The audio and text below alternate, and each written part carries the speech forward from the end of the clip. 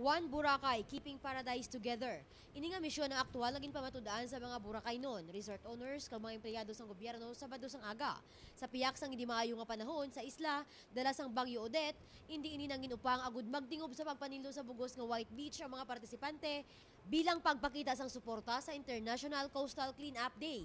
Gagmay kag dalagko nga resort sa isla ang nagpasiguro sang kooperasyon sa pagtipig sang Boracay nga kilala sa iya White Beach sa bugos nga kalibutan. Main reason behind this is to bring information and about to all our guests and our visitors in Boracay, to tell them how much we care about the environment and our beach and how committed we are to maintaining the pristine sand and water of Boracay. Bukod sa malinis ng yung kapaligiran natin, ma-preserve natin ang beauty ng Boracay Island po.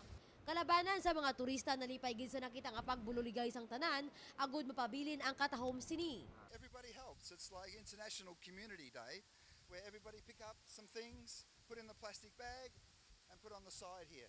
So everybody cares about the environment here in Boracay.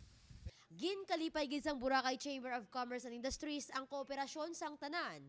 Everyone should have a conscious eye in terms of the responsibility for their awareness, through a cleanup drive. Naglapaw sa target ang 2013 participants sa clean-up drive ang nagupod sa pagtinlo sa shoreline.